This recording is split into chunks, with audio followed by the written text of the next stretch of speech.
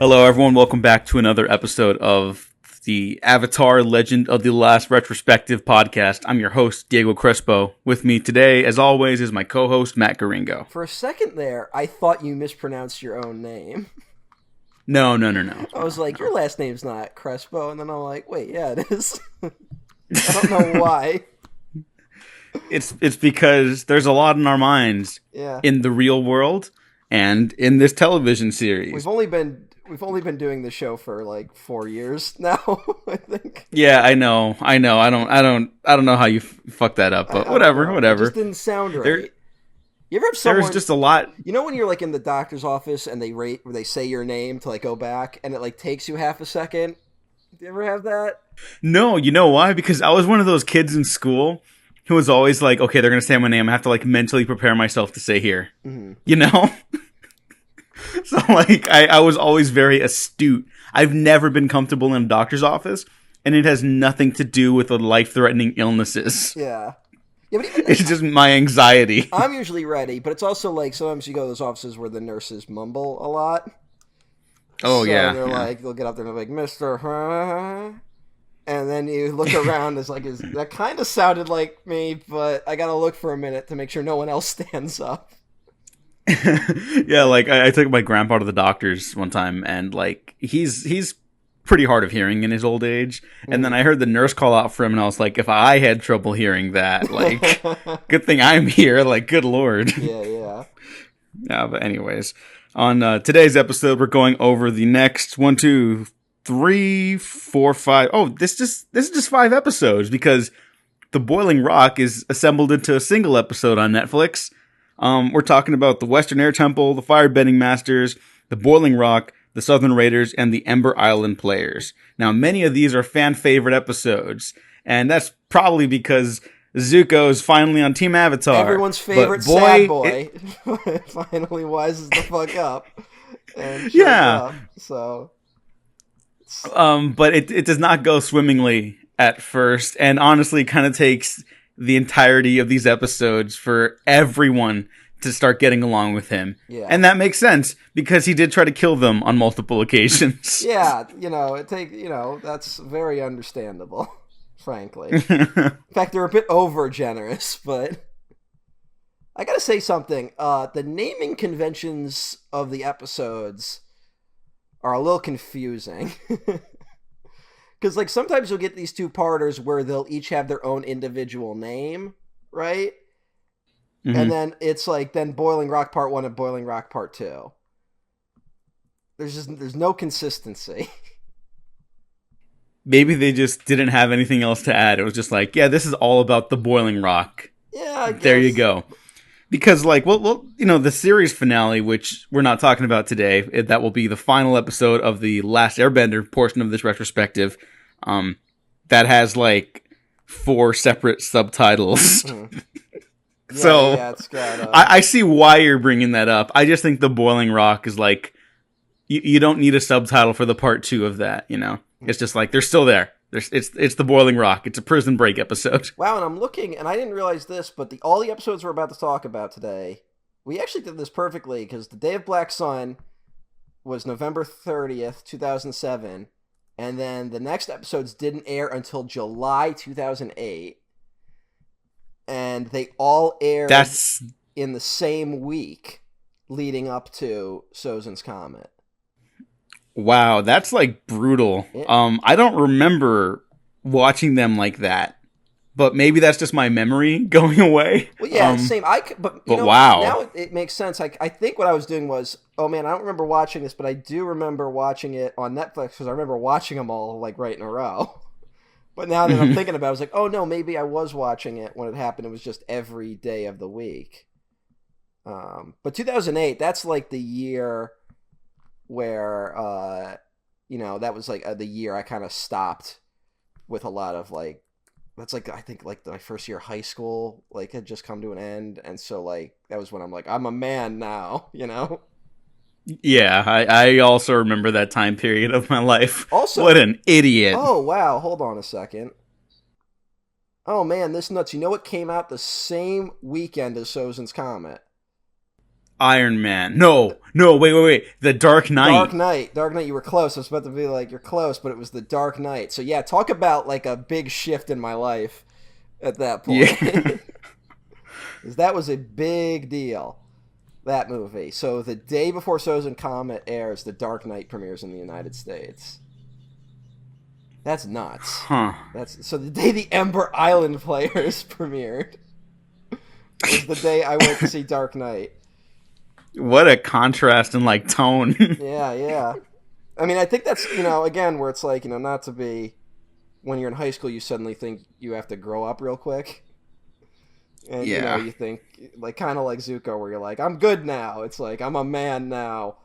And now I don't do childish things. So it must have been a hell of a week. Because I remember walking out of the Dark Knight being like, man, that movie was hardcore. Like, and now you, like, watch it. And you're like, well, it's a fun movie. But it's still a movie starring a guy named Batman.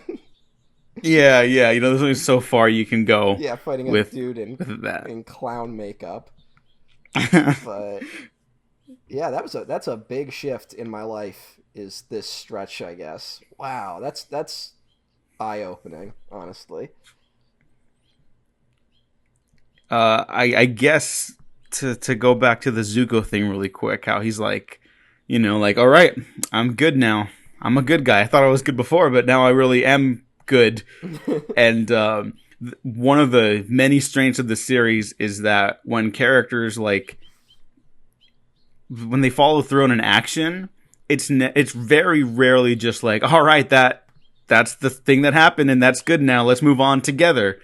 Usually there's a lot of like struggle to grow from certain things, like Aang's having to struggle to learn earthbending, like all the way through this point in the series, basically.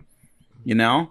And I forget if it's in these episodes or like the Sozin's Comet, but Toph even says, like, your really your earthbending could still use a little work. Like, you're the Avatar, but you're not perfect. And then of course the emotional stuff, like, last episode we talked about the Runaway, which is Toph and Katara just like kind of working through their like emotional ambivalence towards each other. They obviously care about each other, but there's stuff that's constantly going to need to be worked on in their relationship because of their personalities. Yes, and sorry. No. I was just gonna say that. Oh God, I was gonna say something. Fuck. Oh no, you're right. You're exactly right about this show. Doing that where someone will be like, "All right, I'm gonna change now," but then it doesn't. Like, we don't get that immediate gratification, and it even now it feels a little quick, but back then it was a little more radical, because that's a problem that shows, I think, suffer with even to this day, where you get these redemption arcs that like they feel like they happen over one episode. And I think now I'm starting to feel a shift where redemption is kind of something that's falling by the wayside, not in the terms of like, oh, you can never change, or like bad people stay bad, but in the sense that you can start doing the good thing, but that'll never erase the bad things you do. That's more of the shift I feel lately. Whereas Zuko, I mean, he shows up and it takes a while for everyone to warm up to him, but it's still something where it's like, oh, by the end of 5 episodes, he's suddenly in with this entire group of people. So, it's a bit of a shift. And of course, this also marks the final appearance of Sparky Boom Man or Combustion Man. I don't know what the poll response is yet, because I was dead serious about making a poll between that. So I'll just put it right here. The winner is Sparky Boom Man. Yeah, pretty exciting turnout, I imagine. I don't know. Wow, that's very reflective of the recent winner of the presidential election. Oh, no, I don't want to think about that. I can't. I'll lose my mind. Who is, and just put in, I welcome death.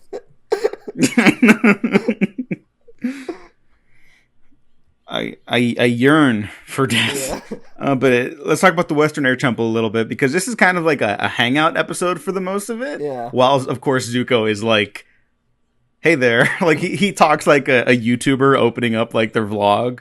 You know, He talks like that. Hey, Zuko here. He talks like a YouTuber when they fuck up and then they have to do the apology video. You know what I'm saying? Yeah, I mean, hey, at least he didn't record like a corpse in a suicide forest. He had a lot of but but hey, we've all made that mistake. I mean, he, still war crimes and stuff. Have you ever seen that video? No, I haven't. I don't need to see that video. Here's something crazy about it, though, for the other people. It's not like he just posted that part, right? Because he's a vlogger. Like, that would still be bad. But he kept the whole day in. So it's like you have him, goofing around for, 20 minutes before finding a dead fucking body. That's so gross. And then he still goofs around afterwards. And it's dude. Remember fucking Stand By Me where they find the body, they go look, in Stand By Me, they went looking for a body. Yeah. And they finally find it, and they suddenly, the gravity of, this is an actual dead person, hits all of them. All at once, where it's he's not sleeping, he's fucking dead. And so then they just, anonymously report it, and then everyone, of course, grows after that trip, right? It's that would be something, I think we all remember if we have the first time we saw a dead body. Hopefully it was, at a funeral or something, which makes logical sense. Maybe it was one of those, you had a health class that took you to a hospital to see a dead body so they could show you what happens if you smoke cigarettes or something. But hey, you know who did change? Prince Zuko. And that counts for something. Only took him for a fuck ton of time. Yeah, it only took him the entire series, basically. I mean, to give him credit, this is this show takes place over the course of 1 year, correct? Yes. So, that's a hell of a year for a guy. Oh, fucking boy, is it. Yeah, that man, he really did go through a lot. Yeah. No wonder he's a fucking sad boy. Yeah. So this episode, the I want to say survivors, but just the kids who managed to escape the failure of the invasion. Tio, Haru, the Duke joined Sokka, Toph, Katara, and Aang. And we didn't even talk about Aang and Katara kissed on the day of the invasion. Yes. And I just feel like we should have brought that up because that does feel like a big moment. And thankfully, I like the way it's reintroduced later in these episodes we're going to discuss. Well, because it's also not just a cut and dry emotional experience for them either. Well, it's a good thing we're bringing it up here, and I'm sure we didn't get any comments about it between the week when the last episode aired and the week when this one airs. Yeah, I can't imagine anybody having strong feelings about that. Yeah, but, one of the bigger moments of the show that we just decided to gloss over, probably because I wanted to talk about some fucking thing that happened to me. Because I'm in love with myself. Maybe that's why you relate to Toph the most, but like Toph, you're also generally level-headed when you're not angry. And she brings up a good point that, Aang, well, I mean, they're all having the discussion about Aang needing a firebending master, and the only person they've met along their journey is Zhong, the deserter general from the Fire Nation, and he's notoriously a ghost in the world, so they're not going to have any luck finding him. And so Zuko turns up to redeem himself, to give himself over as prisoner, and everyone is basically immediately no. We'll attack you if you stay here. And, they're saying attack, but I think what they really mean is they'll kill him. Well, right? Katara does that where she's like, you better get out of here, and if you come back, you better get out of here. Which I feel like is just them kind of working around. It would be a little fucked up to suddenly hear Katara go or I'll kill you. Although she does end the episode like that. And who is to say why that reaction is incorrect? Because she was the first person who trusted him.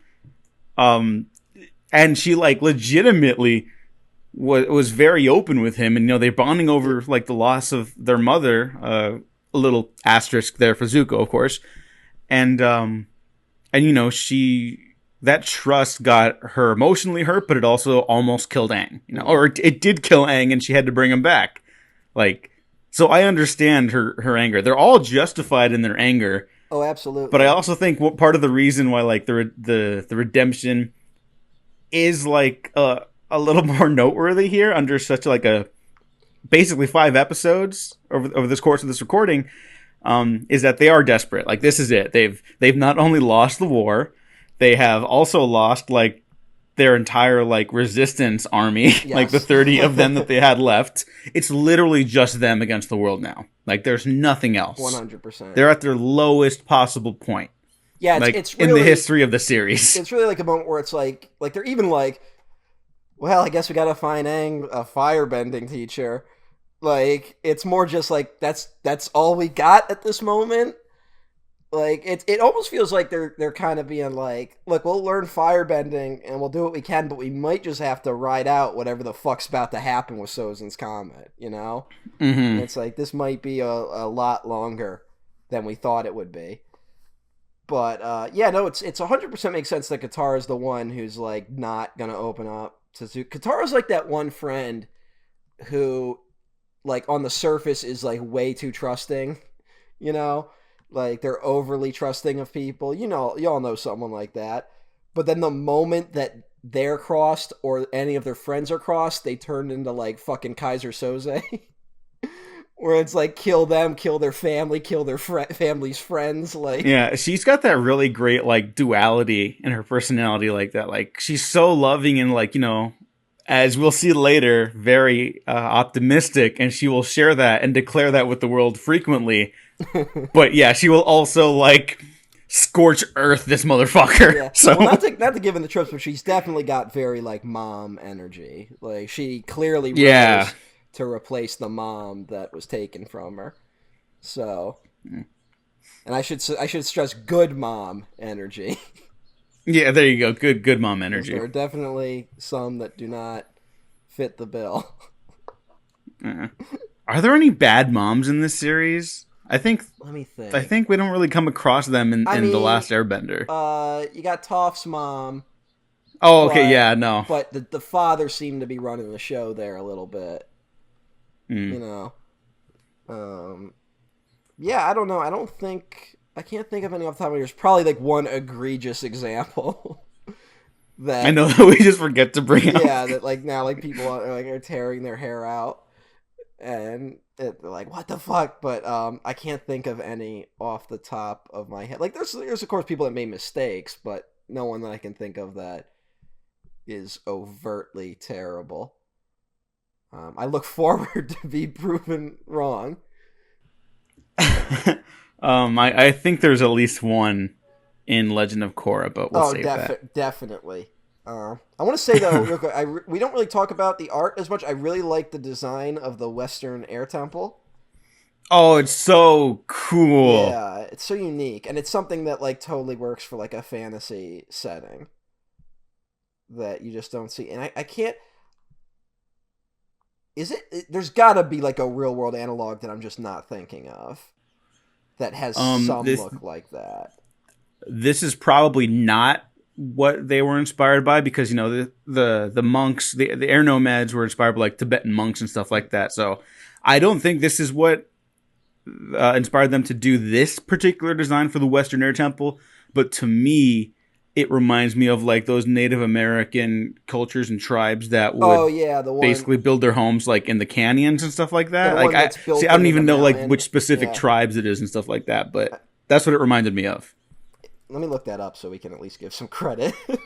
Yeah, sorry to a culture that was run out of their own home. Well, it definitely looks like a monastery type place. Like, you know, like how you always see those monasteries that are like really like they're basically built on like cliffs, right? Like there's only like one narrow path. It's definitely inspired by that, but it's like an inverted version of it. Man, I looked it up and I'm just getting cliff cities. Well, here, while you're looking that up, if we can find it for this episode, I just want to say that like we could honestly probably go over these episodes pretty quickly, just because each one relates to Zuko having to rehabilitate himself with each member of the group that he's literally burned. Yes. You know, and I like that even on multiple like, occasions. He's literally burned pretty much everyone, and they still found time to make sure he also burned Toph. I know. They had to be like, who's had like the least interaction with him, and they still had a moment where she's like, "Oh, you know what? I feel bad for him," and then he fucking accidentally burns her. But Toph also brings up the good point, like, hey, a firebender just showed up on your doorstep and we shoot him away. Mm. Like, we're not in a position to be choosing right now. Like, this is it. Like, the series does a great job of, like, really starting to ramp you up for the end game.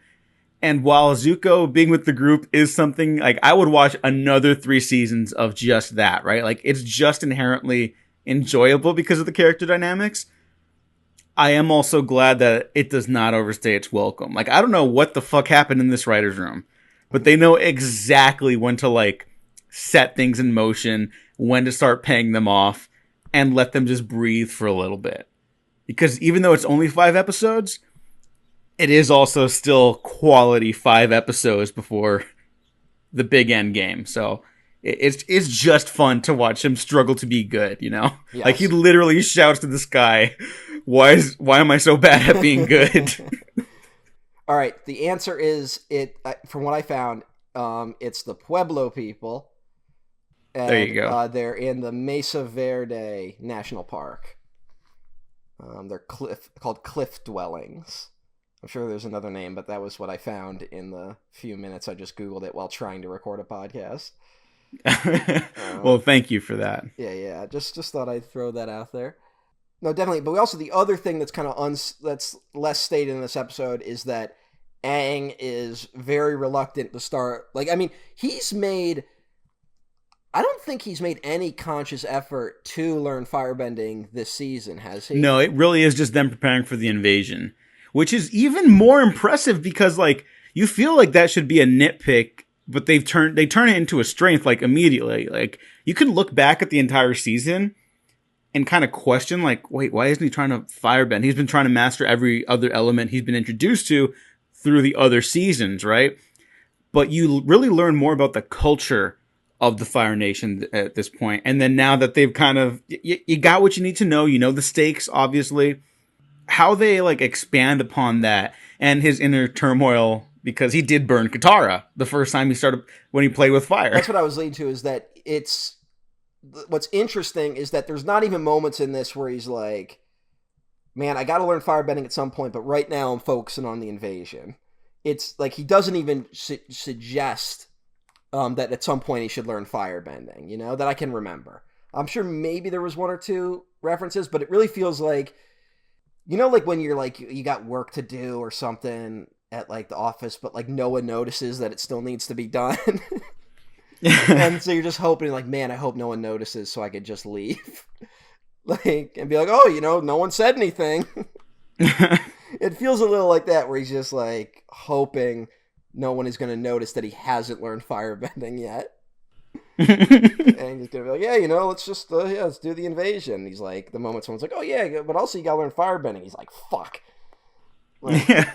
I was just saying, every time they bring it up, he like totally diverts. He diverts, but he also, like, regresses to the little boy we first saw when he popped out of the iceberg, where he didn't have those worries. But now, you know, he obviously has the worries of literally the weight of the world, but he's finding comfort in, like, no, let's just go play around for a little bit. Like, they've lost so much up to this point that you can totally understand why he's going back to that.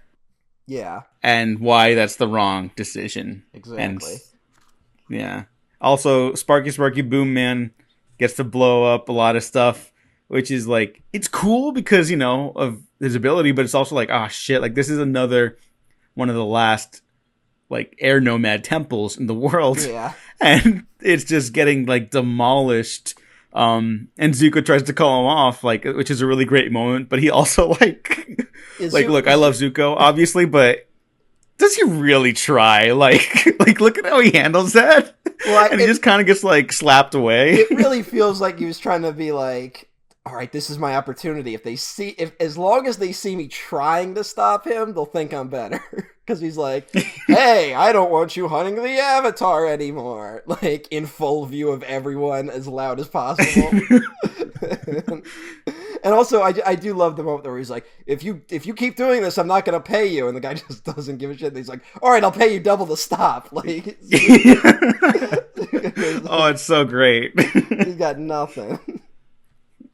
And my boy Sokka comes to play again because he makes Combustion Man combust himself, which is pretty gnarly for a death. Yeah. Which the show has strayed away from for a while for character death. And this dude blows up to the point where his arm goes flying at the camera. Yeah.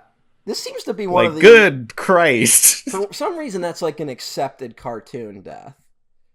You know, which is like in real life, that's like one of the most horrifying things you can think of.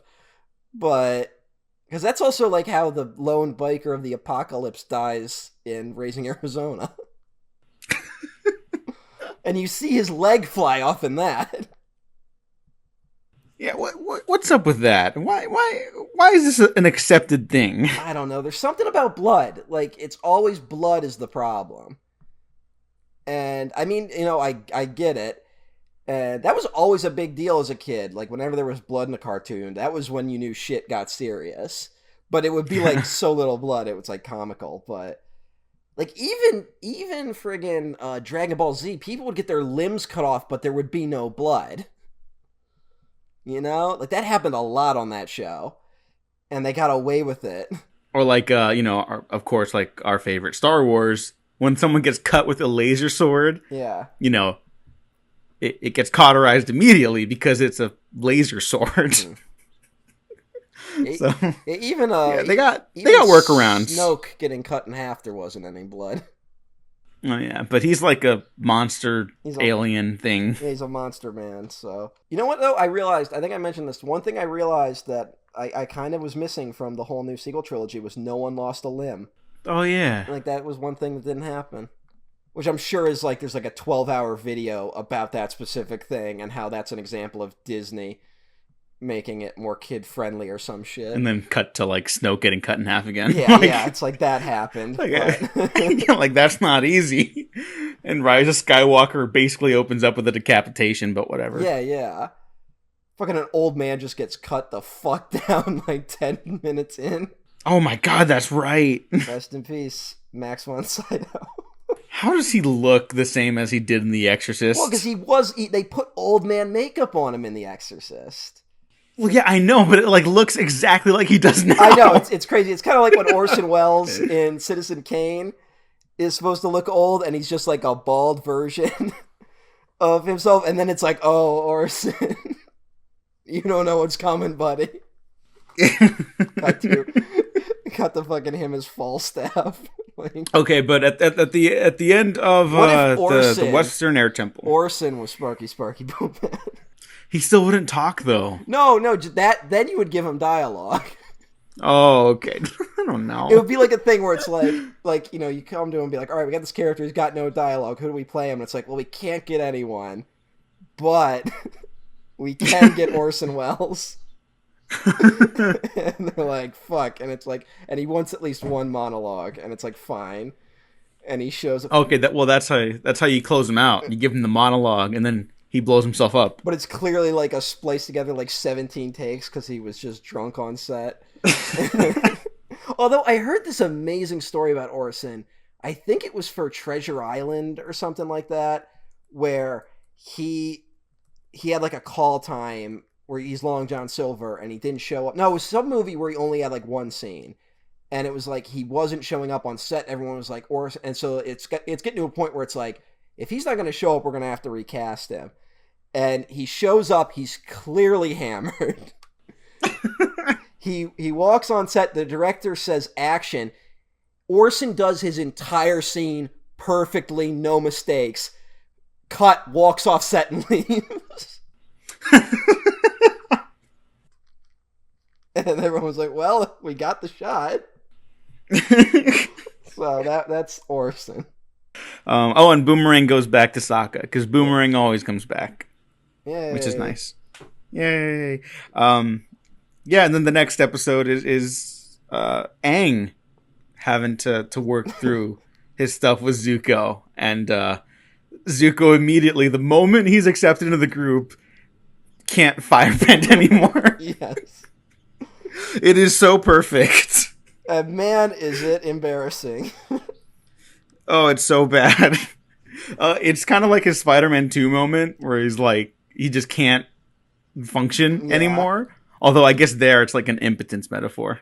Yeah, that's definitely not. This definitely isn't an impotence metaphor here either. I mean, but there's this really compelling idea that like, oh yeah, he's been so angry his whole life. Now that he's finding like at least a semblance of inner peace in like doing the right thing, he doesn't know how to like express himself anymore. Like it's literally him expressing through firebending, but it's also like, who is he now? Now that he's good. What I love about this episode is that it gets scary for a second because it feels like, oh no, is the show gonna get kind of fucked up for a minute? Where it's like, he's like, I'm not angry anymore, so I can't do firebending. And it's like, that seems like a bad lesson to teach children. You know, it starts out that way. And if you don't know where it's going, it's really this moment where it's like, because how many times have you seen shows where like there's something like that where it like makes sense in the show, but then if it's like, all right, it's a show meant for children, this is going to teach some bad lessons.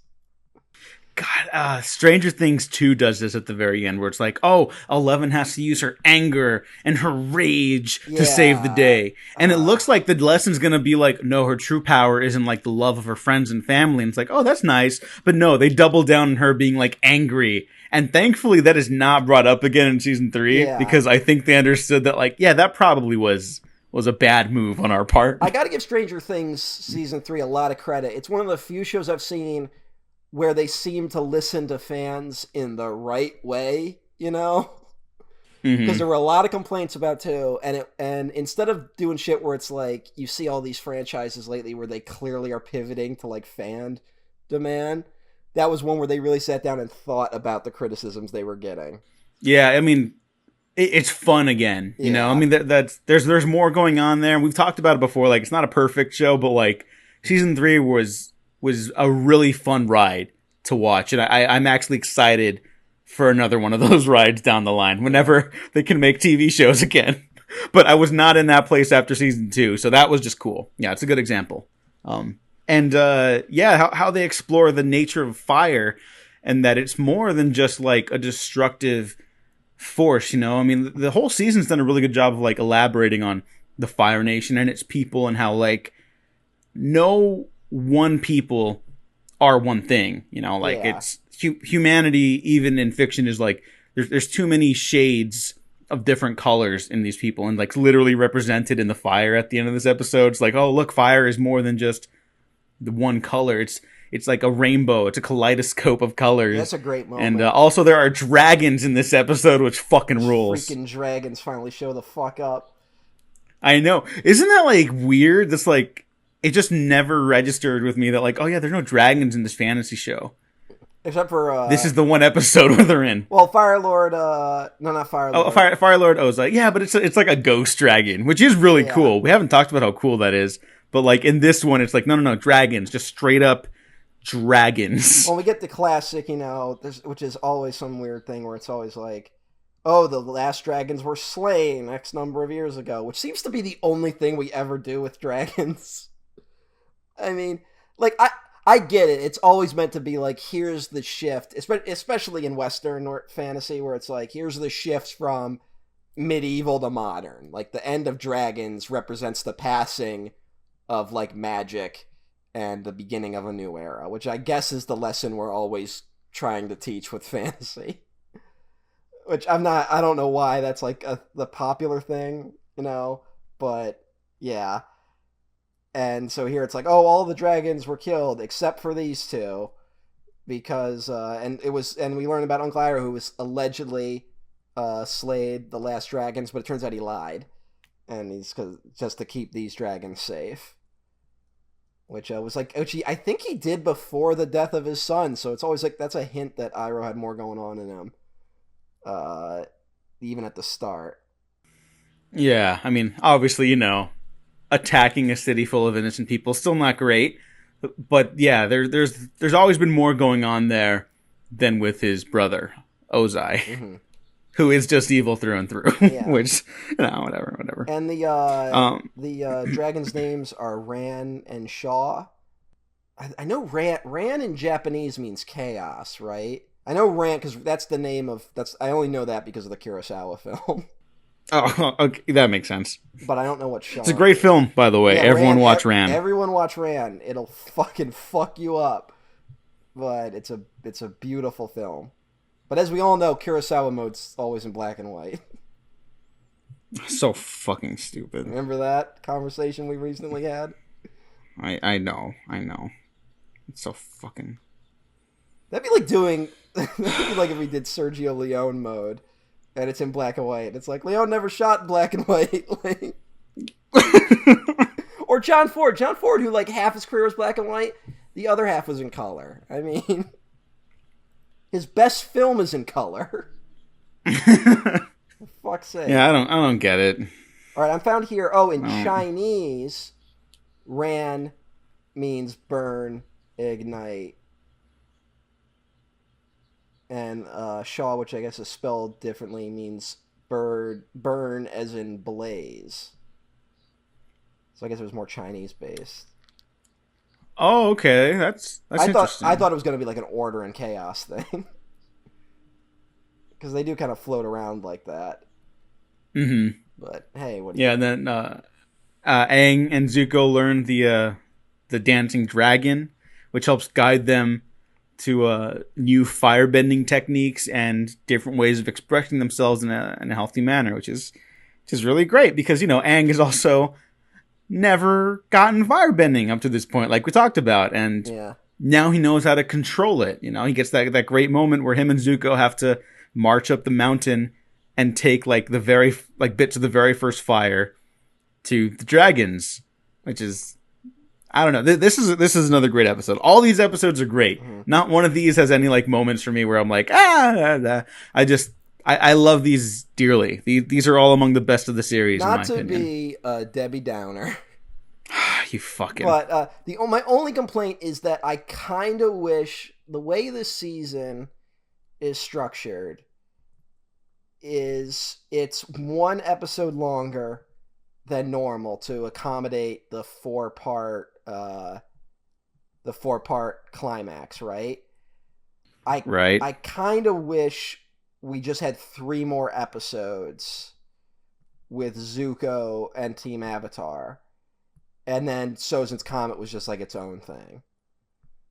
And, whatever. Like, I would always rather want more than feel like I got too much. That's it. It's just like, it's one of those things where, in my mind, again, I was like, oh, they hang out with Zuko for like half the season. And, I mean, they still technically do. But it's more like, like 2/3 of it, or not even, like 1/3 of the season. Yeah. I agree with that. Like I said, I'd watch a 3-season arc of Zuko hanging out with them after this. Yeah, not only that, and it's not even just Zuko. Like, not to jump ahead, but it's like you also get Suki comes back. I would have loved more of her. You also get, we see Azula, like, and she'll have a falling out with her friends in a few episodes, and it would be cool to see more of the fallout of that. And, it's a little, again, it just leaves me wanting more. I don't even want to say rush, because I think it accomplishes exactly what it's going for.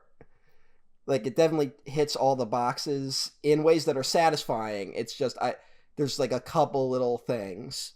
And it's also that regret you always feel when you're getting to the end of something you love, where it's like, oh man, I guess I got to close the book now. Like, oh, that's exactly what this is. Like, I brought up last time, but like, I haven't liked revisiting these because it's over after this. Yeah, knowing that a lot of what they're doing right now is the last time we're going to see them do it, Mm-hmm. And that's just a reality of any franchise you like. And I think there was this great George Lucas quote going around last night on Twitter at the time of this recording. Who fucking knows how long ago this is going to be for you listeners out there?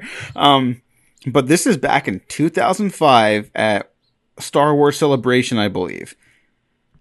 George Lucas said, quote, "Don't let Star Wars take over your lives. The point of the movie is to get on with your lives, to take that challenge, to leave your uncle's moisture farm, to go out in the universe, change it, or to go out in the world, change it, and save the universe." So, it's a beautiful sentiment. Talk about a guy who did not read the crowd, because that's a sentiment I totally agree with. Maybe don't make it at Star Wars Celebration. You know what? No, I think that's the exact place you have to say it, because it's here's Star Wars Celebration. But, that's like trying to go into like fucking like the head, like to go into the Vatican and be like, all this is nonsense. Well, I don't even think it's I don't think that's comparable. I think it's just saying that, like, use it as a part of your life. It can guide you a little bit, but it can't be the guiding light of your life, you know? I totally agree with the sentiment of what he's saying. I'm not disagreeing with that. I'm just saying that those people in that audience did not hear it.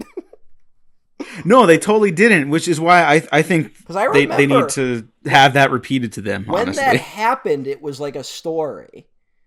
Because it was like another thing where it's like, George Lucas clearly hates the fans, you know? Mm-hmm. Like, I remember that being a story. And I think that's also the one it might not have been that, but one of those celebrations, he said something about, like, he's like, older people like the original films and younger people like the prequels. And, like, the crowd got, like, animated at him. Like, that's so stupid. And he was, Star Wars fans need to shut the fuck up, honestly. And he was literally like, and like he, you know, George didn't back down. He was like, nope, they do. You could disagree with me, but they do. And again, and that was another moment where it, like, of course, got extrapolated into George Lucas is saying that this is stuff's for kids, and he thinks you people are kids, and then clearly he thinks children are idiots, because that's why Jar Jar Binks steps in the poop. And, you know, like, we had to relitigate the same fucking thing over and over again. Wow, I just feel bad for George Lucas in the last days, you know, like... Yeah. It's, and, you know, and I can't really be, like, too self-righteous, because I was definitely in team, like, anti-prequel for a long time. And now I'm more just, like, calm the fuck down, everyone. And again, it's just been such a bummer lately to see, like, especially with John Boyega, like, vocally being like, I don't give a shit about Star Wars anymore. Which is, like, that's the last thing you want to see happen to these people. You don't want to see them have to experience that. And the fans really have no one to blame but themselves on that stuff. And I just gotta hope, a part of me just has to hope that, like, you know, I'm getting older, I'm in my late 20s now. The people that were doing that are, like, teenagers. Like, I just have to be like, all right, I'm growing up. Those people, they'll grow up eventually. They'll get through it. It just sucks they have to go through it. I don't know. I think there's definitely, like, this cycle that's been perpetuating. There's a whole lot of reasons why it's been going on, specifically since the 80s, which is a whole thing we've discussed a lot here, too. Yeah.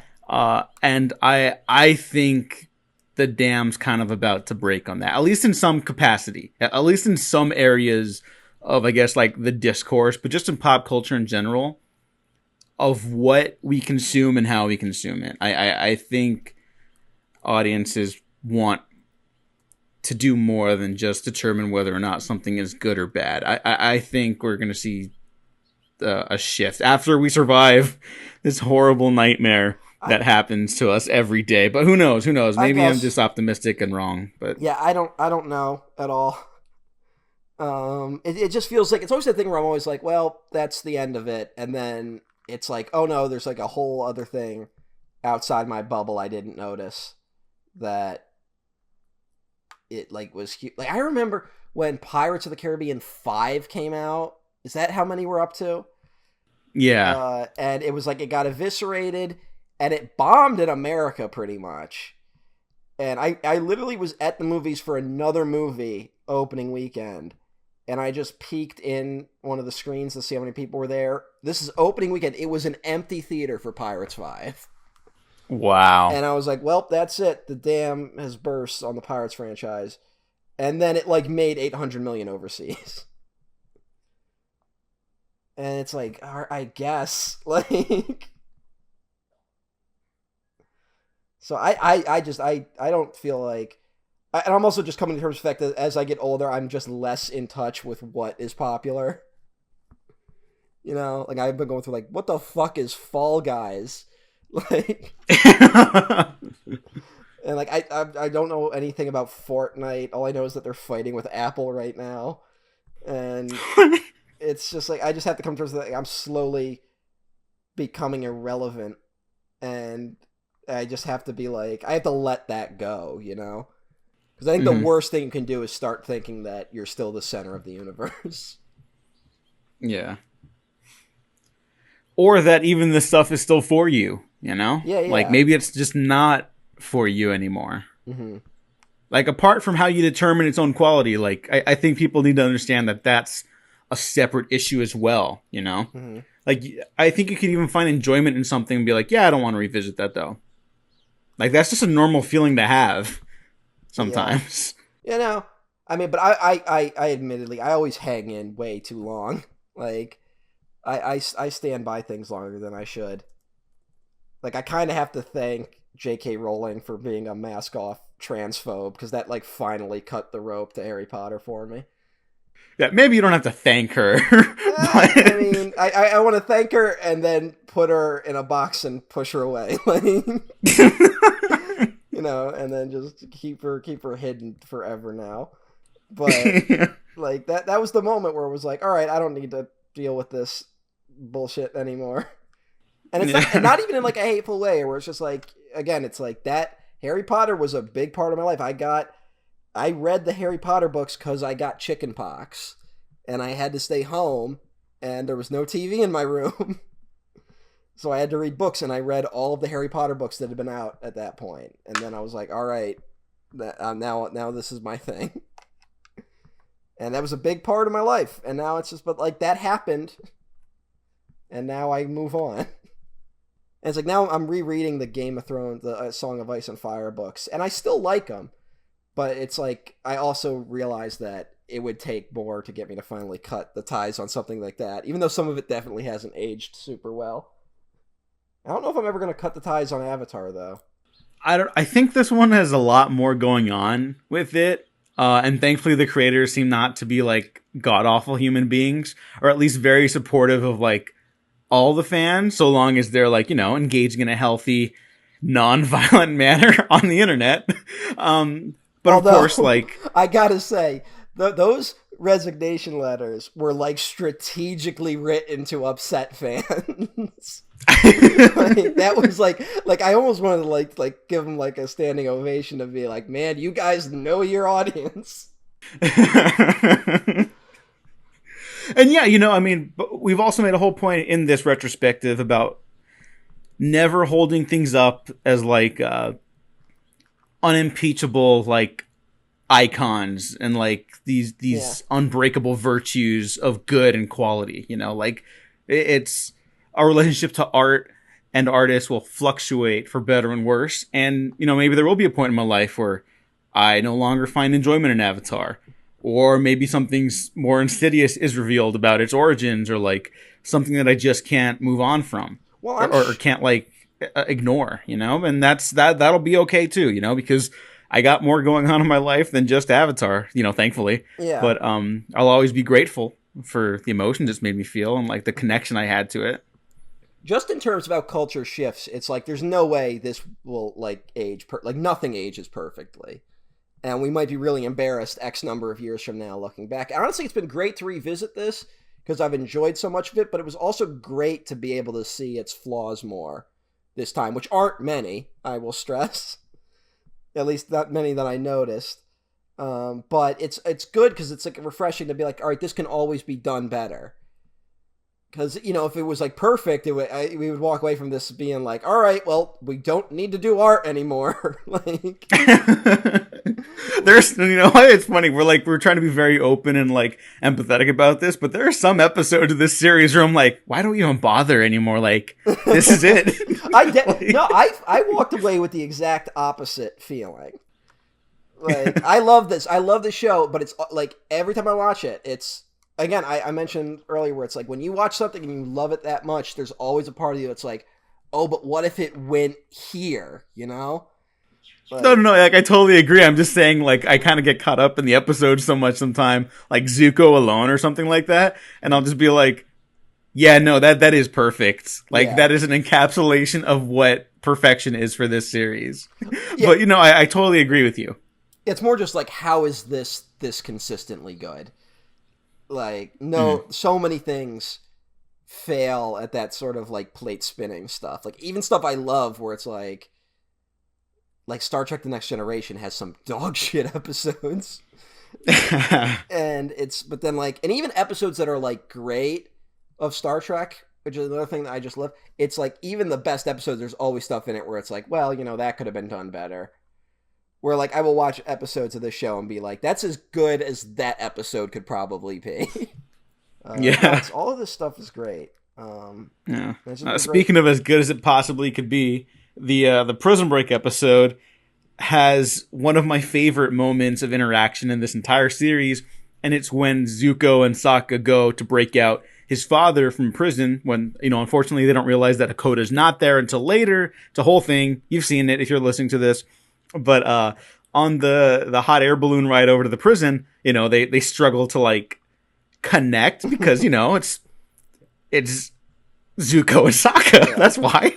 And they just start talking about like, you know, this kind of like guys being dudes moment, but they both gotten to like a healthy point in their like lives and experiences that it's not like repulsive. But you know, the greatest moment of all time, according to Avatar memes, is when they're bonding over their girlfriends, and then Sokka's like, my first girlfriend turned into the moon, and Zuko's like, that's rough, buddy. What's so funny about that to me is that it's delivered in a way where it's like, in the Avatar universe, that is something that could reasonably happen to the average person. You know what I'm saying? Yeah. like we all know someone that like turned into a tree or something. Like we all have some crazy story like that. Which frankly would make life a lot more interesting. But yeah, that's but like even like the best, most peaceful version of this universe, there are still like spirits that'll steal your face. So, you know, maybe not 100% more interesting, maybe just kind of scary at a certain point. Yeah, but who knows? Who knows? The stuff that makes life interesting is also usually the stuff that makes life pretty awful. It's rare that they're just separate things. But yeah, why is that a thing where it's like you're stuck with someone who you don't really know and you feel the need to have conversation? So you're like, no, it's a good idea. Let's talk about our ex-girlfriends.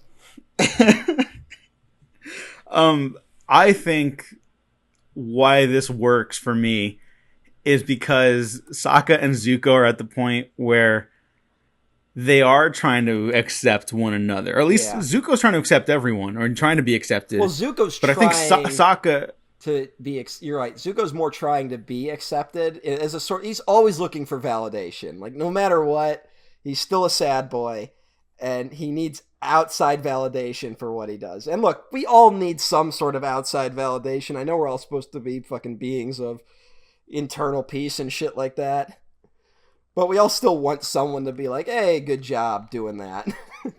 Yeah.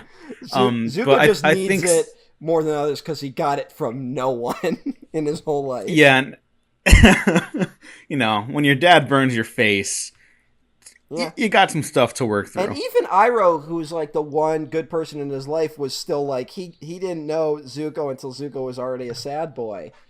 And so Iroh's mostly like, hey, maybe try not being a sad boy. And that would still probably get on your nerves, even if you know he's right. Yeah. But I think Sokka does want to accept him, not just because they're at the end of the rope, not just because he is going to rescue his father and eventually Suki in the prison that they end up in. But I think that he does kind of see like a kindred spirit of sorts. Well, it's like also with Zuko. like... And I don't think it's a mistake that Sokka gets the two-parter with Zuko. Yeah. You know? What's interesting about this is, one, like, yeah, it's a two-parter with Zuko and Sokka, when normal Aang plays no role in this two-parter, which is interesting considering he's the main character. But also it's like it shows how much Sokka's grown, where it's like he's no longer feels like he's overly trying to prove himself.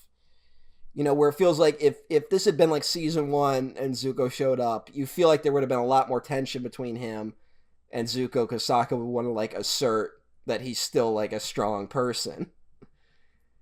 And it's an attitude Sokka had in the first season, which sometimes served him bad in terms of like the Kyoshi warriors, and sometimes served him good in terms of not trusting Jet, who ended up being a terrorist. But it's also like if he had met Jet now, he probably would have been kinder to him, which would have been a mistake. But he's still trying to prove himself in the sense that he feels honor bound to like go rescue his father. Like he still feels like he's got to be that man that like steps up to the plate. But again, it's less driven by a sense of insecurity and more by like certain practicalities. And also the warden of the Boiling Rock prison is May's uncle, which is probably not the best for Zuko when he gets captured. Not great to temporarily. Yeah. And when May does show up there, like I think it's a very valid point she makes. Like, hey, you just left and didn't say anything. Like they're basically sharing their lives together, and he was going through something and he didn't share that with her. He doesn't know whether or not she would have gone with him. Like it's not openly said there, but like that wasn't the conversation he had with her. Yeah. And she's rightfully upset about that. She's 100%. Like there's obviously bigger things going on in the world, but the emotions are valid. She's right, but again, not to be Debbie Downer, but where I said like I wish there was a couple more episodes to flesh some stuff out. I wish we could have seen more of what she did when Zuko's not around, or when Azula's not around. What May's like, and it feels a little weird that like at the end she's like, I can't believe I'm helping the guy who dumped me. Oh yeah, yeah. It feels like a sarcastic comment she would make, where it's like not like she's deliberately not revealing her real reasons for doing it. But it's also where it's like I wish we could have seen more of her, because again it's a totally valid point of like, hey, you don't know how I saw that. You're only thinking of yourself still. But she's also never been afforded enough character moments where we get to see that. It's the same with Ty Lee, who like at the end of this episode when they turn on Azula, it's a great moment, but it also feels like I wish there was just a little more with them. Yeah, so I'm definitely on board with like your 3 extra episode things. Like this could have been like a 25 episode season, probably. Yeah. Like an episode of just May and Ty Lee having to like escape or something like that down the line, I think would have been a lot of fun, and given what you're asking, like more dimensions to their personality so we can understand them better when other main characters aren't around them. Yeah. It's just this thing where it's like you always go like, why is this character afforded more when another character isn't, And again, like I said, this show gets a lot of deserved points for being fairly progressive for its time. But again, it always feels like its female characters kind of getting a little short shrifted, and not like a ton, not to the point where it's like it's not like they aren't characters. Like they're well defined enough that I could be like, I would like to see them in more, And, yeah. Or I suppose where I've seen other shows like this where it gets to that moment where, they make that decision to stand up for themselves. And it's like, well, I'm glad they did that, but I don't know them enough to feel like that's either like a victory or a failure, Whereas here it's like, oh no, I definitely know the emotions that are going on with everyone here. It is also leading to the beginnings of the unraveling of Azula, where she's maybe having some trouble ruling through fear. Like maybe that's not the healthiest way to go about building relationships. by controlling everyone. Just something to remember as we head into the end game and here. again, I'm sorry, I'm being Debbie Downer again, but No. It's an important topic conversation. it's something that again would be more valuable if we could learn more about Azula. Because it's like, it's like we get all this internal stuff with Zuko, which is great, but it's like, what did Azula really want? Mm-hmm. She's very controlling of her friends, and controlling people, it's that comes from a place of insecurity, and you could trace it back to the fact that she never really had a great relationship with her mother. Like, her mother always kind of saw her as like the wild child and as a monster. But the way that is set up, it's a thing of like, it writes her off as a problem from the start, Yeah. I mean, we've discussed it, but it is important to remember leading into the end game too, because I think the material is very good. It literally just needs like one episode or like some extra scenes to like help us explore a little bit more of the psychology of the character. Like we talked about, like everyone else gets that point of view and that added dimension. And Azula clearly like has it. It's just no one really recognizing it. Yeah. And that might be a problem with the show, or it might be like a problem with the characters, or both, but it's a problem regardless, I guess. And maybe we don't even need to really understand her. It could be totally like we need to. You ever see We Need to Talk About Kevin? Yes. Which is a fucking depressing ass movie. Yeah, no one told me that. I just heard it was really good. I don't know why people keep doing that to me. Yeah, someone should probably give you a heads up. But it's like something where it's like you ultimately, like the struggles of ultimately not being able to know someone, right? Like that whenever there's that wall up between people and like trying to put those pieces together, and like the frustration that comes with not being able to do that, you could maybe deal with a character like Azula. Because she kind of has walled herself off to the point where like she's like, it's either my way or the highway with everything. Because like if she was more open or maybe more introspective, maybe she would have seen her brother defecting as like a sign that maybe she's not doing things right. But she never really wanted her brother around. So of course when he leaves, she's not like, whatever.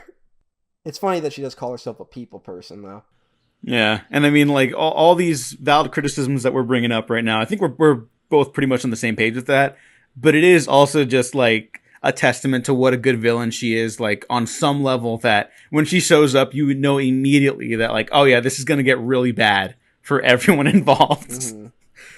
Because she just knows what she's doing. Yeah, it's great, where it's like anytime she's lost, it's been by, like, sheer chance. It's like there's never really been like a strategic win against Azula. Like, she wins in this. Yeah. I mean, it's actually something that it's really fucked up. Like a moment that is like particularly upsetting is just when she's like, "Goodbye, Zuko," knowing that he's about to plummet to his death. I mean, that's really, really harsh. And she somehow tops it, I would argue, in the next episode's opening. I guess we could move on to the Southern Raiders, but I also want to shout out to the character Chit Sang. Oh yes, that's a great little thing.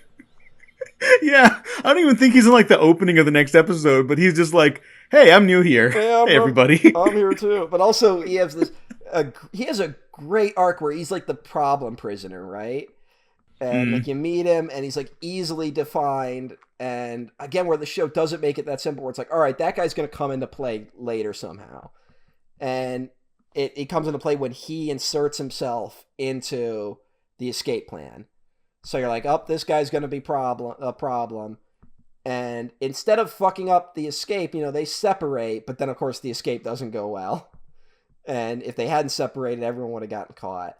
And then he comes back and it's like, all right, you're getting interrogated. You got a break. He's like, I ain't no snitch, Yeah. And it's a great moment. And then it's like, oh shit, they broke him. Like, because of course they did. This guy doesn't have a lot of integrity. He fucked up the escape. he inserted himself places where he wasn't supposed to be. This guy sucks. And then he throws the mean prison guard under the bus. Yeah, that's pretty great. This guy's the traitor. And it's like, oh, that's awesome. Yeah, no, that rules.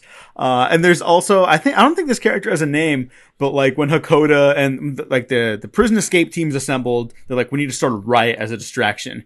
And so Hakoda like pushes this dude and he's like, why'd you do that? That hurt my feelings. He's like, you're not mad? No, I'm learning to control my anger. Like, it's so funny. It kills me. That's great. Every time. That's great. That reminded me of a scene in Norm Macdonald's Dirty Work. Oh my God. Where they're like, we need to break into this building. Let's get these homeless guys to do a distraction. It's like, hey, homeless guys, you want to make $1? Go in there and act crazy. And it's like, no, you want some crazy, out of their mind homeless guys. We're more the broken, depleted, sad homeless guys. Like, we wouldn't be good at that. And then they're like, how about $2? And then they do it. Aw. It's a great moment. Sad. But the moment I wanted to bring up in the next episode, the Southern Raiders, which is, of course, Katara teaming up with Zuko. When Azula shows up and starts attacking the Western Air Temple, and, they have to split up again, and the show does a really good job of, like, whittling down, like, the essential protagonist for the series at the end game. Azula shows up, and Zuko's like, what are you doing here? And she's like, I'm celebrating becoming an only child. Like, that's really fucked up. Yes. Like that's, I don't have any siblings, so I don't know what that's like to hear that from a sibling, but I would imagine it's not, like we're talking about having to give Azula more empathy. I think by this point, it can't really be afforded. I don't know if that's like cruel to say, but like, I'm gonna go out on a limb and say that most siblings don't hear that from their other sibling. Oh yeah, no, that's not what I meant. I just mean like someone with brothers and sisters. We've had our moments. never that. But yeah, that's a harsh moment. But again, and hey, another show. I won't say the name, although some people maybe can do some logical deductions over what show. I mean, has a similar moment to that, which is equally brutal, if not more so, but it's between two characters who have been afforded a lot of character depth. So I'm just saying it's possible. Okay. I actually don't know what you're talking about. I've mentioned it during this the show recording. Not this episode, but like the whole thing. No, it's not Game of Thrones. It's another children's show.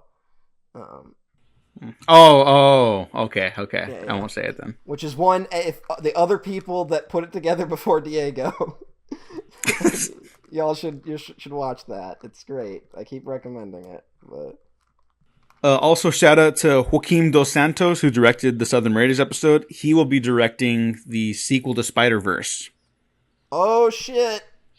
Yeah, so greatest movie ever made, Inbound. I hope that's not raising the bar too high for quality. Well, he's only got to beat the other greatest film ever made.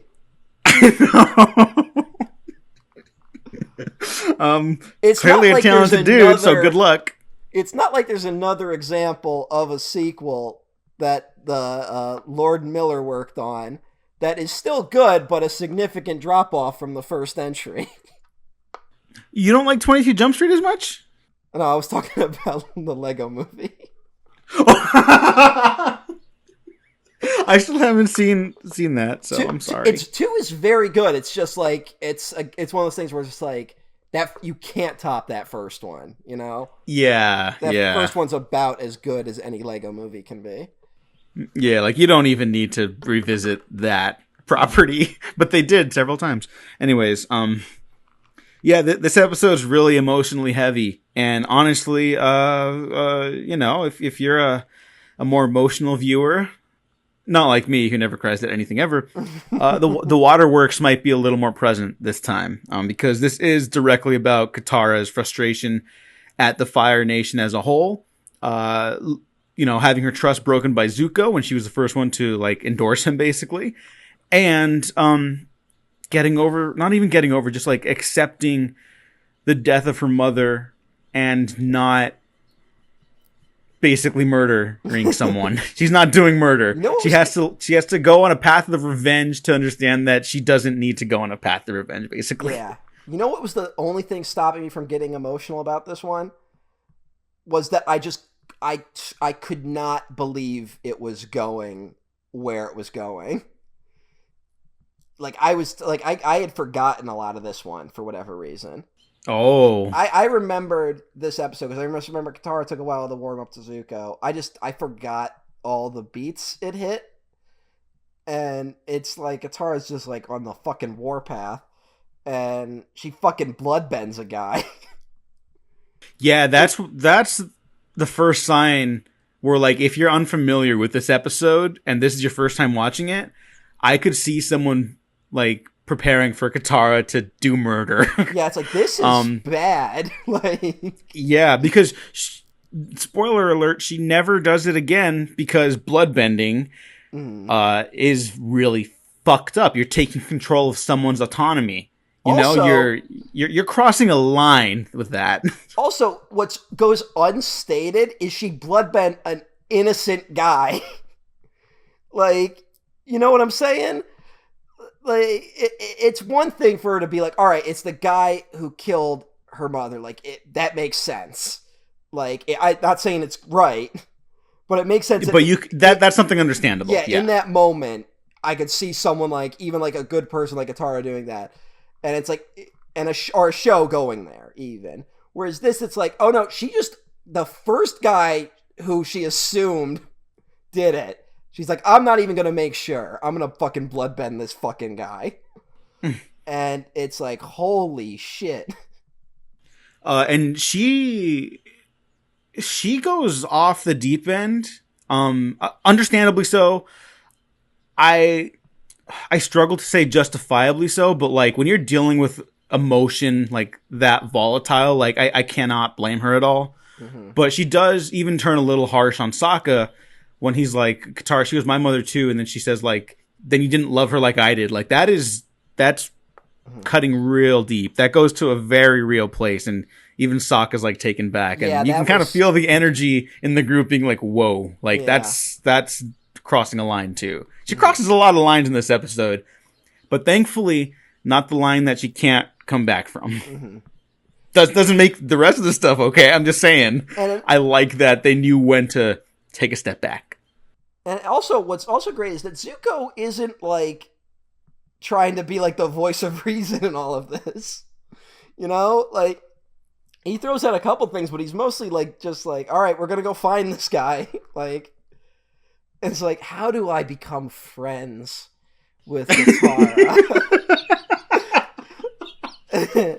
I just like, I know. I'll help her kill a guy. Yeah, it's like, hey, you want to go kill that guy? And it's hysterical because I mean that is the one comedy beat where he walks into what's Sokka's tent. Oh, that's so good. And he's like, oh, Suki, and just sit there. And talk about killing the mood. It's like, not only my god, yeah. Not only does Zuko show up, which no one wants, but then he's like, hey, what happened the day your mother was murdered? I mean, it's like, Zuko's got no fucking tact, man. Like, he's working through some stuff. He's trying to get there. He's getting there. That's why he really should have been kinder to May, because like she's the only one that will put up with his shit. I know.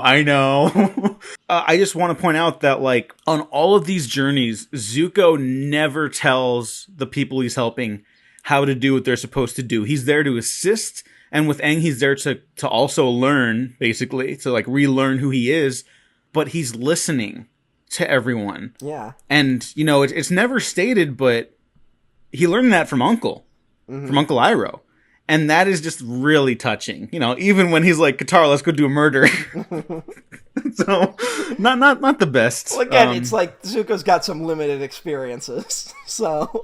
Yeah, you know, and all things considered, it's not entirely the wrong approach. Murder is wrong. That's not what I'm saying. I am saying, like, that this is something that she has to go through herself, and he's there to support her because he cares about doing the right thing, and as a byproduct, he cares for these people now, these friends, his newfound family, essentially.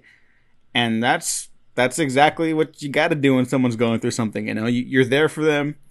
You can't steer the ship for them, but Yeah. you got to listen. You know. I would still, maybe Zuko just realized, like, oh shit, I started stuff in motion I maybe shouldn't have got involved in, but the cart's already rolling down the hill. Like, can't really stop this one. But also to talk about how the visuals of the show, like, just like by this point, they just become so ingrained. A great moment of this is when they have the flashback to like when their mother died, and without even saying it, they just show them playing, and then the moment the ashes start falling on the village, it's like we all know that means the Fire Nation's there. Yeah, that's a real good moment. It's always a great feeling when it's like you start off a series or a franchise where you're like, I don't know any of this shit. Like, I don't know what the fuck's happening. I don't know what any of this stuff is. Where by the end, you're like, the moment something happens, they don't even need to say it, and you're like, all right, I'm there. I get it. That all makes perfect sense now. I think the perfect example of that is Mad Max Fury Road, where they just like throw you the fuck into this fucked up world, and like they teach you all the rules. Where by the end you're like weeping when he's like witness, because he's like, oh my god, he's getting witnessed, but it's by them instead of fucking what's his face. Yeah, I mean, that's just like a perfect example of everything, basically. Yeah. Like, I mean, not to be boring, but like when people are going over like their best movies of the last decade, it is kind of just Mad Max Fury Road. That's probably the boring choice, but like, there's not a lot of other options to match with that. Yeah. I guess. I don't trust anyone that doesn't have it in their top 10 at least. Yeah, like for real.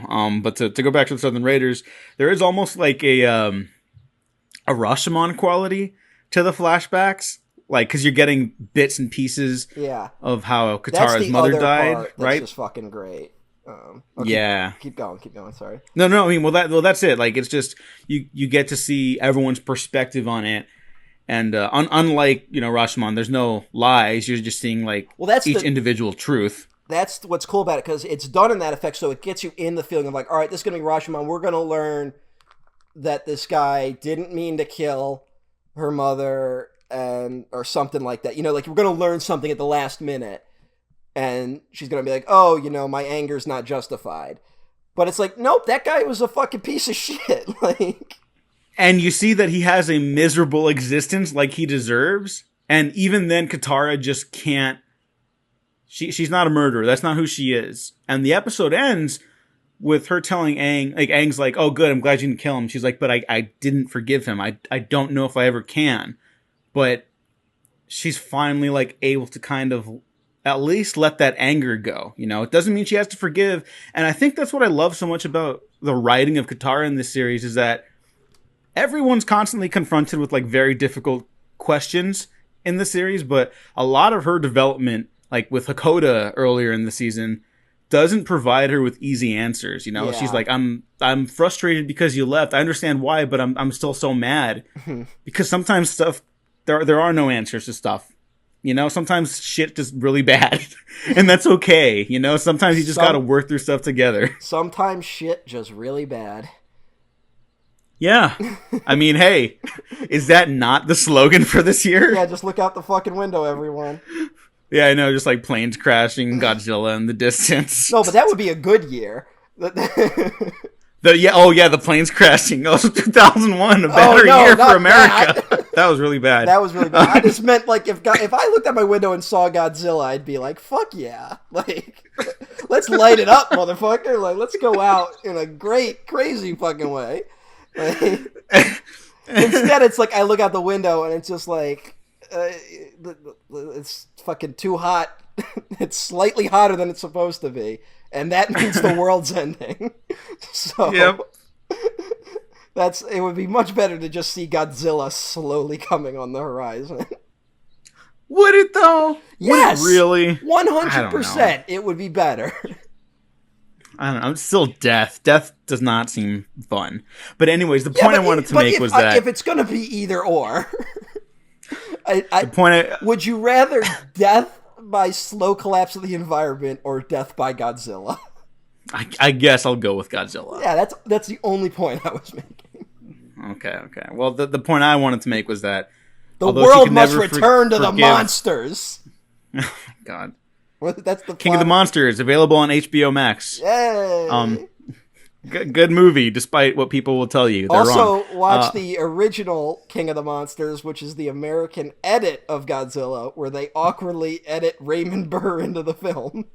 You don't have to do that. It's great. But the point I wanted to make was that Katara can finally forgive Zuko. I'm sorry. It's a very sweet moment. I'm sorry I kept stepping on that. But. Yeah, I'll literally kill you. Anyways. And so the episode ends when Aang's talking to Zuko and says, like, I'm glad Katara did not, like, follow the path down to murder, basically. And Zuko just asks a simple question. If he's not willing to do that, then what's he going to do about his dad? Because that problem's still on the horizon. And as we've seen, Zuko, unlike Aang, is pro-murder. And man, it's just great that another series where Aang's never directly interacted with the Fire Lord the whole series, correct? I've heard that as a complaint about some other franchise that was like, well, they never interacted with the guy, and it's like, that doesn't fucking matter. Yeah, I don't know. I hear that sometimes too. It's like, oh, they only have like one fight, and it's like, Blade Runner, the confrontation between Roy Batty and Rick Decker doesn't happen to the last 20 minutes of the movie, and it's like one of the best movies ever. Wrath of Khan, Kirk and Khan are never in the same room.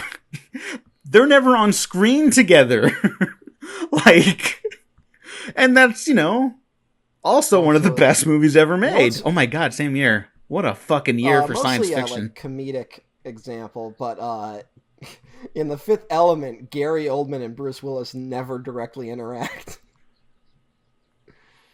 Oh yeah. That might have been the movie I remember someone complaining about. I'm like, no, that's what makes that movie great. Too bad that movie's made by a fucking creep. I know. Fuck Luke Besson. I love that movie. Somewhat related to Avatar with the Elements thing. Oh yeah, that's right. What if Ruby Rod showed up in Avatar: The Last Airbender? No. Actually, you know what? That'd be kind of fun. Yeah, that'd be kind of fun, actually. Never mind. Although they might fit better in Legend of Korra. Yeah, you're probably right. That would Yeah. But the last episode we're talking about today is the Ember Island Players. One of, like, the ultimate fan favorites. All of these I've said are, but, like, I think this one is the one that tends to nestle its way into, like, the top 5 Avatar episodes. And I think a lot of that's on the strength of its comedy, and it is a very, like, hysterical episode.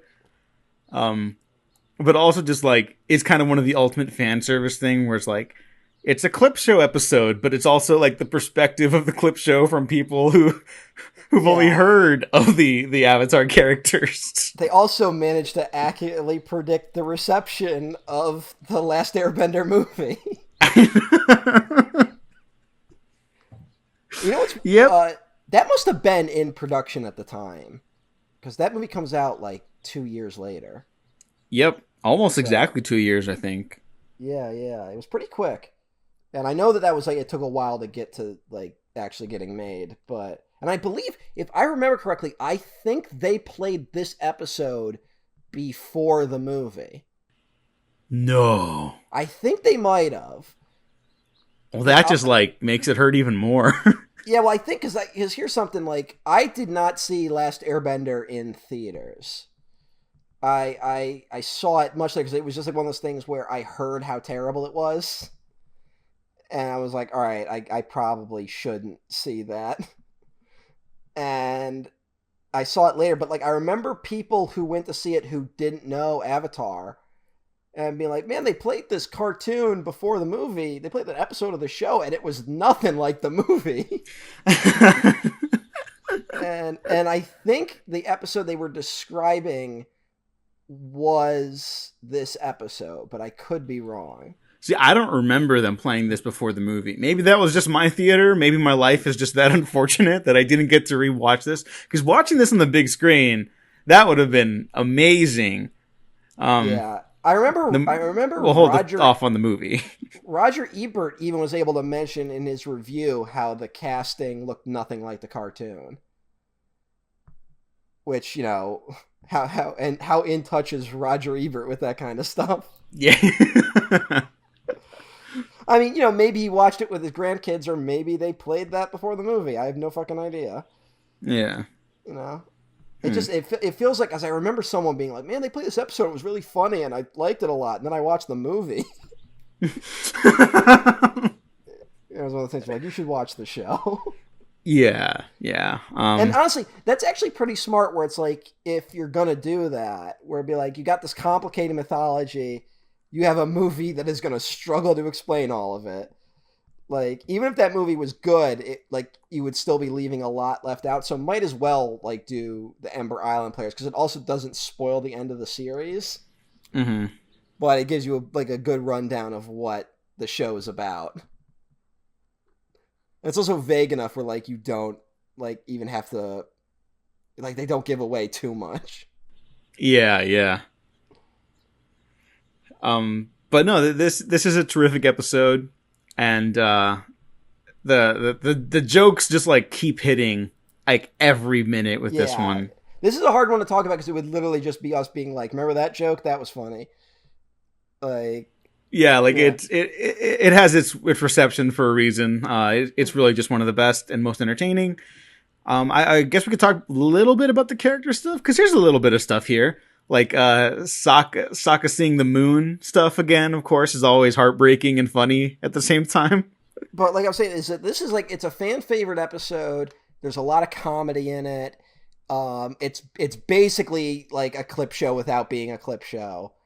If I describe this to you on paper, you totally know what this episode is, right? Yeah. It's just, and you're like, all right, it's fan service, blah, blah, blah. It makes sense. It's the final episode before the climax. It makes sense to do that. But they still managed to work a lot of great character stuff into this episode. It's still like an integral episode to the series. But not to be Debbie Downer again, I have some problems. All right, let's hear it. I have a problem with Aang's response to seeing he's being played by a woman in the play. Hang on, I'm looking up the writer of this episode, but keep going. It had like 3 writers. Okay. Oh, it is not our boy, quote unquote, Aaron. Who's always the one where it's like, why does this episode? Like... This is the one time where he's not to blame, I guess. Yeah, or maybe he is as the head writer. Who knows? I mean, look, whatever. If it doesn't really feel in Aang's character that would be something that would upset him. You know? Mm-hmm. Like, it makes sense when it's like, when the play is like, oh, Katara, like, Zuko's like, I actually love you, Katara. And Katara's like, oh, I love you too. And she's like, I thought you were with Aang. He's like, oh, how could anyone love Aang? Like, that makes sense that would upset him. Like, that makes perfect sense. But we're talking about a kid who dressed up in women's clothing to try and prove his innocence at one point. Yeah. So, and totally was cool with the terms that, like, in past lives they were a woman, you know? Like, this seems like someone that would be totally in touch with that sort of thing. And also comes from the air nomads, who, when you look at them, it's like, not only are, like, the men bald, but the women are bald too. They seem to maybe not have traditional ideas about gender. Yeah, their clothing is all very similar. It's not gendered in any distinguishable way. Yeah, it felt like they were trying to get some comedy out of something that didn't make sense in terms of character. You know, like, that felt a little upsetting. Also, it's, you know, it's more like a reference to how did you ever see Peter Pan on stage? No, because like that always goes around all the time. They always have a woman playing Peter Pan. Like, that seems to be the thing. Not sure why, but it seems maybe it just works better for someone who's supposed to be a forever boy. I don't know. Yeah, there might be some further reading required for that. I guess. Ellen Page played Peter Pan in an SNL skit. And I think No, but see, like that would have actually made like a legit good role, I think, for her like 15 years ago. Didn't they do that Peter Pan live?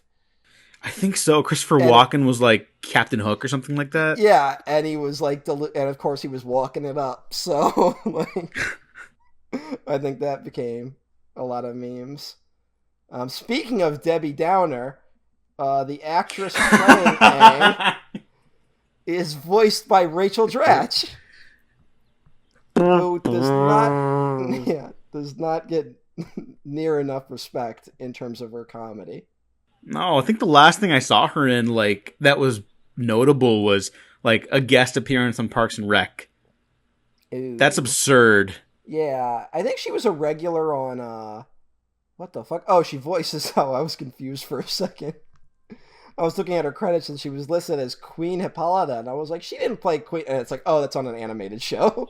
So, yeah, she seems to have pivoted to doing a lot of voice work, but yeah, I can't think of... She should have had a bigger career, but it didn't happen, I guess. Yeah, I don't know. Maybe she just prefers doing voice work. I know the pay's, like, if you're up there, the pay's pretty solid, and it's a lot simpler than showing up to sets every day. She was in that Amy Poehler movie. Oh, she was? The one that Amy Poehler directed. Wine Country? Yeah, she was in that. Oh, okay. I didn't see that. Sorry, Amy. Neither did I. I heard it was alright, so that might be my thing to do. Yeah. But she's hysterical. She was also, I believe, she was on the pilot of 30 Rock, and then her character got written out. Oh, I don't remember. I should rewatch that. I don't know either, but I remember that being like a news story at the time. But no, Rachel Dratch is great. Debbie Down. I watch the Debbie Downer skit whenever I'm depressed. Because it's just watching like everyone fall apart on live air. I've never seen more people laugh at the line, "Speaking of which, I can't have children." Which Rachel Dratch delivers while like laughing hysterically.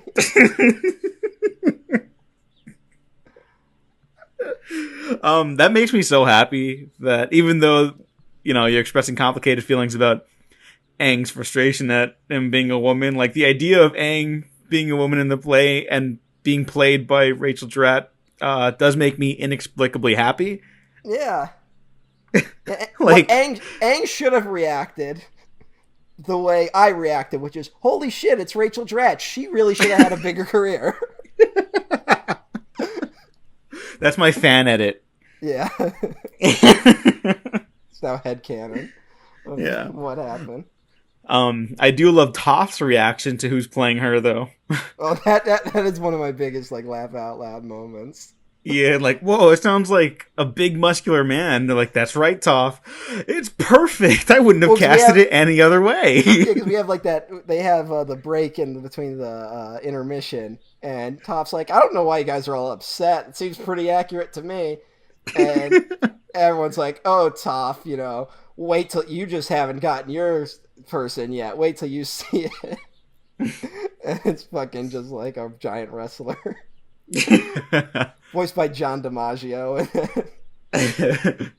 What is the line where it's like, oh, but if you're blind, how do you see? And it's like, I could see sound, so by releasing sonic burst and just screams in their face.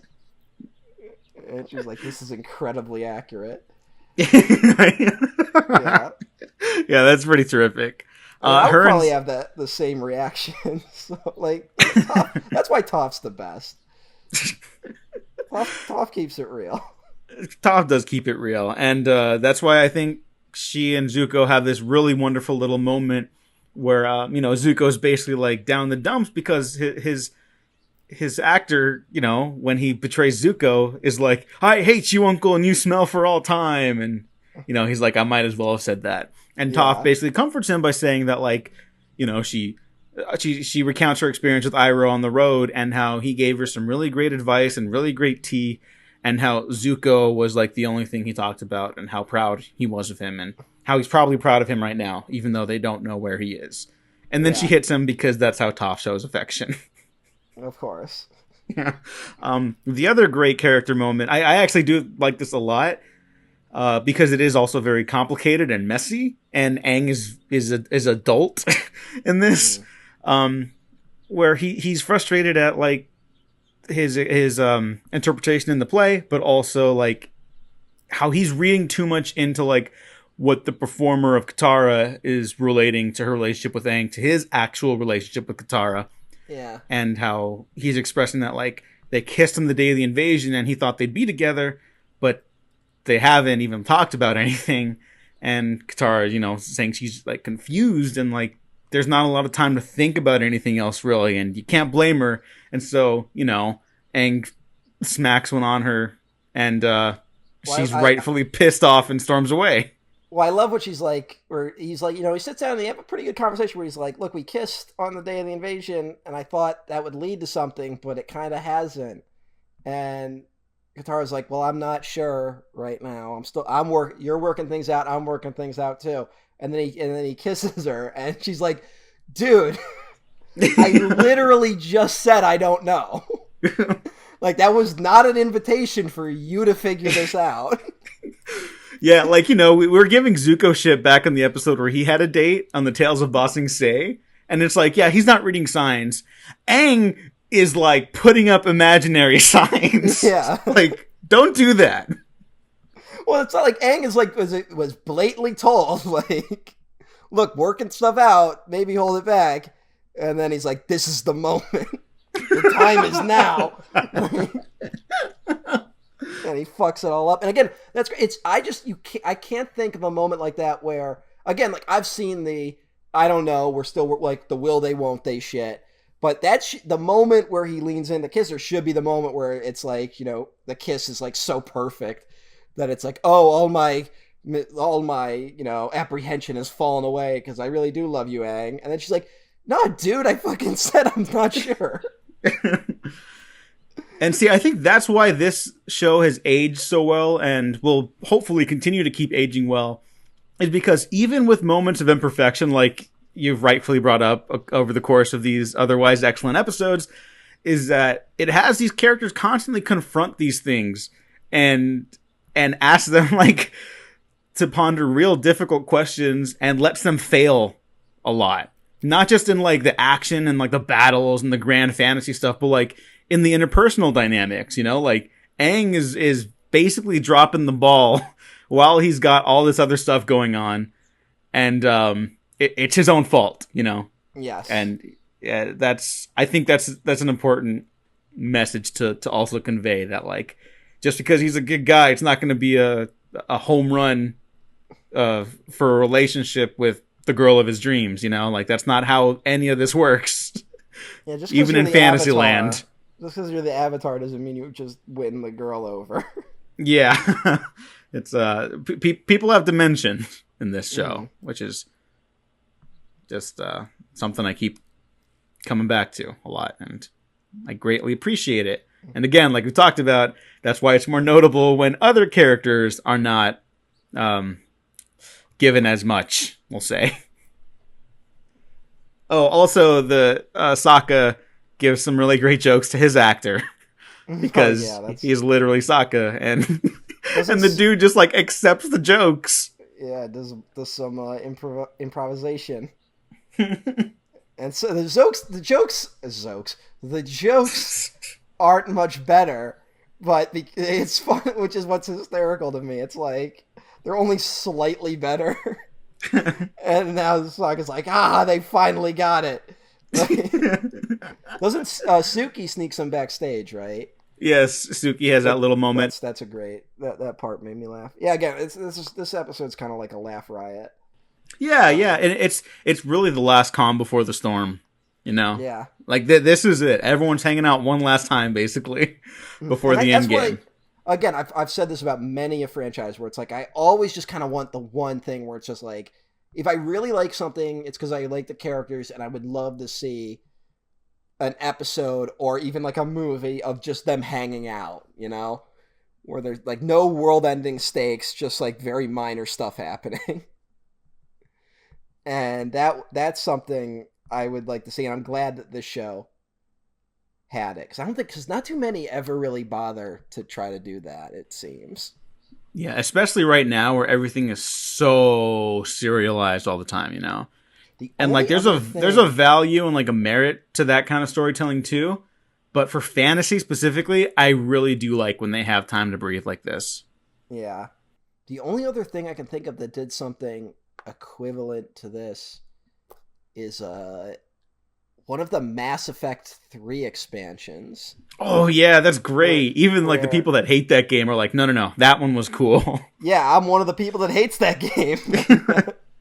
I mean, you're wrong, but like, yeah, that's a great DLC. Yeah, well, one day I gotta figure out a way for us to fucking go over fucking Mass Effect on here, because I got like a whole thing about that whole franchise. Oh my god. But it's not the ending that's wrong with Mass Effect 3. I just want to stress that. No, I know it's not. It's probably the weakest one in the series. I get what you're saying. It's not the ending. It's a lot of things. It's a death by a million cuts. No, it's not. It's kind of like 13 cuts, but yeah. A lot. It's a lot. I bet I could narrow it down to 13. Remember when Edie got a sexy human body? Yeah, that's not great. That was not a great moment. A lot of bad moments. Anyways, a lot of bad moments. The exact opposite of this, where it's like we're here like I have minor nitpicks. In Mass Effect 3, I have like minor things I really love. The play ends with Zuko's death and Aang being killed by the Fire Lord. Yes. Okay, now I have to put you on hold. So go ahead and pause, and I'll be right back. All right. Sorry. All right. Record. Hold on. Pause. Yeah, and besides that, I think that kind of covers it for these episodes. Zuko's officially part of the gang. They're still technically floating without a paddle, but at least they have Zuko now. And you know, you had this great comment early on, and in these retrospectives, that Aang's goal in the series isn't just to master the four elements; it's to bring the four nations together. And you know, that's so beautifully realized by the cultural group of Team Avatar. You know, they officially have air, water, earth, and fire together.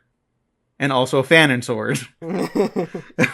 Which we'll get to in next week's episode, the finale of Avatar The Last Airbender. Sozin's Comet, the 4-part climax to this whole series. It's a big one. Might be the biggest one out of all these retrospectives so far, at least for the Avatar series.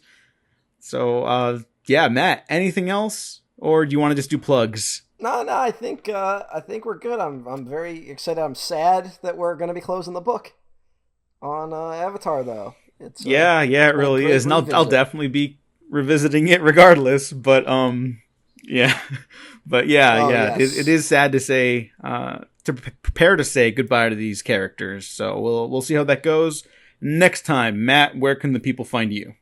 I'm at EmperorOTN1 at Twitter.com.